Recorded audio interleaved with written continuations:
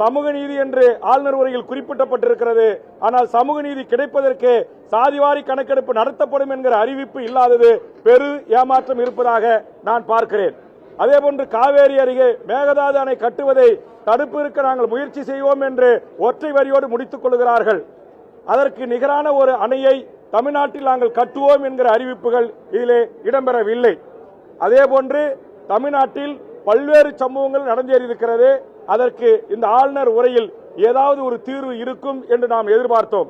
அரசு ஊழியர்கள், போக்குவரத்து ஊழியர்கள், ஓய்வு பெற்ற ஊழியர்கள் பழைய ஓய்வூதியம் திட்டம் கிடைக்கும் என்று எதிர்பார்த்து காத்திருந்தார்கள். இல்லை.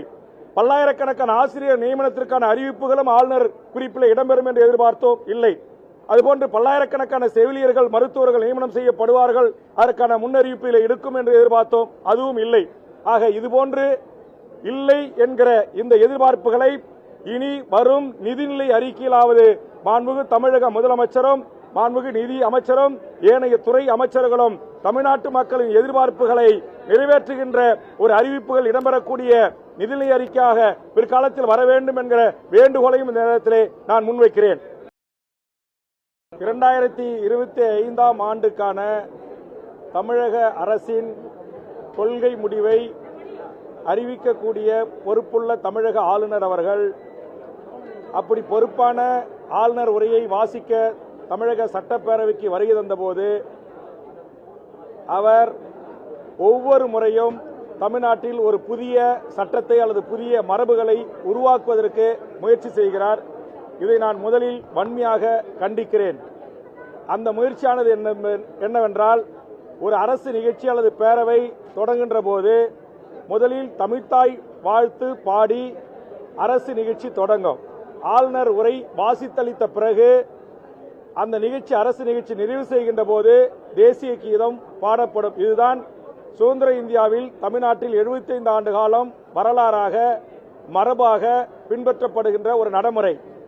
ஆனால் தமிழக ஆளுநர் அவர்கள் இருக்கை முன் வந்து நின்றவுடனேயே தமிழ்த்தாய் வாழ்த்து பாடி முடித்தவுடனேயே தேசிய கீதமும் பாடப்பட வேண்டும் என்று சொல்வது ஏற்றுக்கொள்ள முடியாத ஒன்று.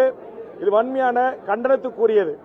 பல்வேறு அரசு நிகழ்ச்சிகளில் ஆளுநர் கலந்து கொள்கின்ற நிகழ்வுகளில் இந்த புதிய நடைமுறையை தமிழ்நாட்டில் புகுத்துவதற்கு அவர் முயற்சிக்கிறார்.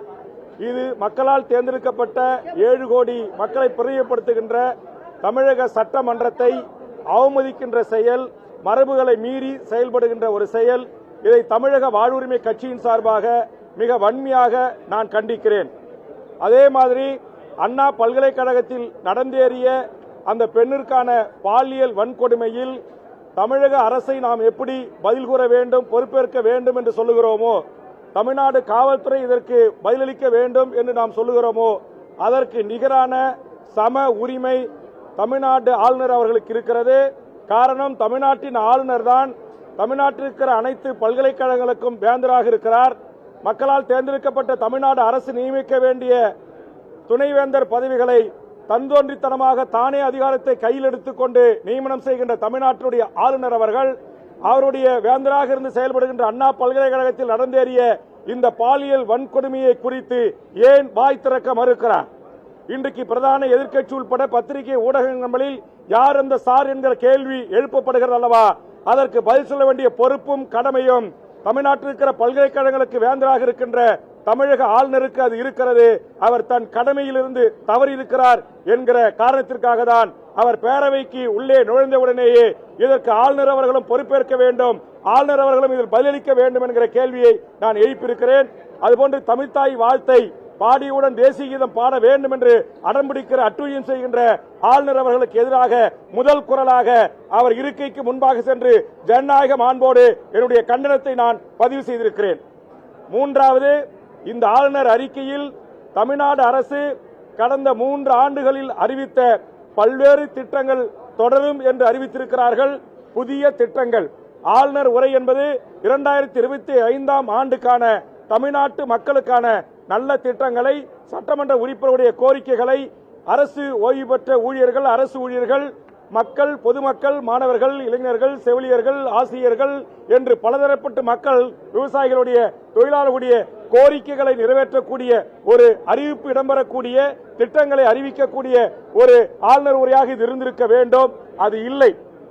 இங்க என்ன ஒரே ஒரு மகிழ்ச்சியான செய்தினா, 9 லட்சத்திற்கும் மேல் கடனாக இருக்கிற தமிழ்நாடு அரசு கடந்த காலங்களில் அறிவித்த அத்தனை திட்டங்களையும் நாங்கள் நடைமுறைப்படுத்துவோம், தொடருவோம் என்று அறிவித்திருக்கிறார்கள்.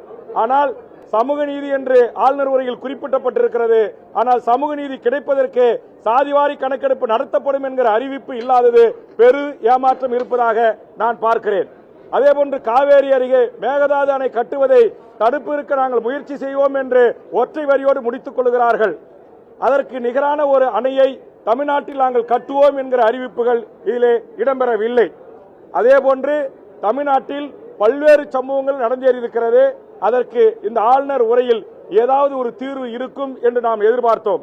அரசு ஊழியர்கள், போக்குவரத்து ஊழியர்கள், ஓய்வு பெற்ற ஊழியர்கள் பழைய ஓய்வூதியம் திட்டம் கிடைக்கும் என்று எதிர்பார்த்து காத்திருந்தார்கள். இல்லை. பல்லாயிரக்கணக்கான ஆசிரியர் நியமனத்திற்கான அறிவிப்புகளும் ஆளுநர் குறிப்பில் இடம்பெறும் என்று எதிர்பார்த்தோம். இல்லை. அதுபோன்று பல்லாயிரக்கணக்கான செவிலியர்கள், மருத்துவர்கள் நியமனம் செய்யப்படுவார்கள், அதற்கான முன்னறிவிப்பில் இருக்கும் என்று எதிர்பார்த்தோம். அதுவும் இல்லை. ஆக இதுபோன்று இல்லை என்கிற இந்த எதிர்பார்ப்புகளை இனி வரும் நிதிநிலை அறிக்கையிலாவது மாண்புமிகு தமிழக முதலமைச்சரும், மாண்புமிகு நிதி அமைச்சரும், ஏனைய துறை அமைச்சர்களும் தமிழ்நாட்டு மக்களின் எதிர்பார்ப்புகளை நிறைவேற்றுகின்ற ஒரு அறிவிப்புகள் இடம்பெறக்கூடிய நிதிநிலை அறிக்கையாக பிற்காலத்தில் வர வேண்டும் என்கிற வேண்டுகோளையும் இந்த நேரத்திலே நான் முன்வைக்கிறேன். நன்றி, வணக்கம்.